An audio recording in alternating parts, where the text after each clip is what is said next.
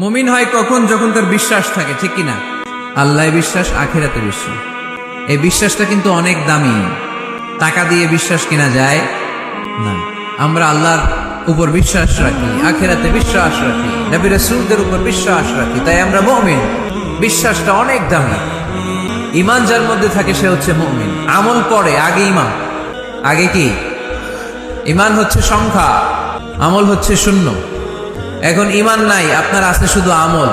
শূন্য বসাতে বসাতে বসাতে বসাতে নারায়ণগঞ্জ থেকে ঢাকা, এটার কোনো দাম আছে? 2000 শূন্য আপনি পাইছেন। 2000 ফলাফল কি? শূন্য, সংখ্যা নাই। এবার আপনার ঈমান আছে, পেলেন একটা সংখ্যা 1, তারপর আমল করতে শুরু করলেন, পেলেন শূন্য। যাকাত দিলেন, পেলেন শূন্য। হজ করলেন, পেলেন শূন্য। দাম আছে না নাই? একের পরে শূন্য দিলে দাম আছে না?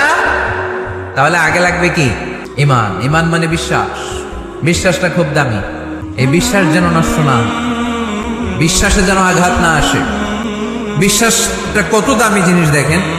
বন্ধুর মধ্যে যদি বিশ্বাস না থাকে, বন্ধুত্ব টেকে? কথা বলেন।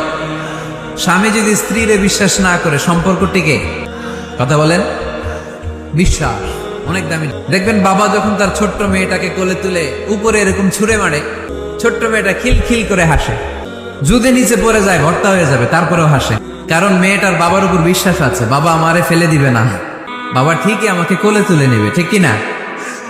মেয়েটার বাবার প্রতি অগাধ বিশ্বাস। ঢাকা থেকে একজন গ্রিন লাইনের বাসে উঠছে, টিকিট কাটছে কক্সবাজারে। গ্রিন লাইনের বাসের নাম শুনছেন তো না? কক্সবাজার যাবে। ব্যাগ ট্যাগ নিয়ে বাসে উঠেই দেখবেন অনেক হাই প্রোফাইলের লোকেরা ল্যাপটপ নিয়ে, টাকা পয়সা নিয়ে বাসের উপরে ব্যাগ রেখে আরামসে ঘুম দিচ্ছে। বাইরে প্রচন্ড বৃষ্টি, তার কোনো টেনশন নাই। সে যদি টেনশন করতো তাহলে ঘুমাইতে পারতো? তাহলে তো তাকায় থাকা লাগতো এরকম, দেখি তো বাসওয়ালা কই যায়। কক্সবাজারের টিকিট কাটছি, সকালবেলা উঠে যদি দেখি কক্সবাজার না নিয়ে যশোর চলে গেছে, ভেজাল আছে না? তার মোটেও টেনশন নাই, কারণ গ্রিন লাইন কোম্পানির প্রতি এই ক্লায়েন্টের অনেক বিশ্বাস। আমি আরামসে চাদর গায়ে দিয়ে একটা ঘুম দিব, সকালে ঠিকই এই গ্রিন লাইনের বাস আমাকে কক্সবাজার নামিয়ে দিবে। চিল্লায় বলেন ঠিক কিনা?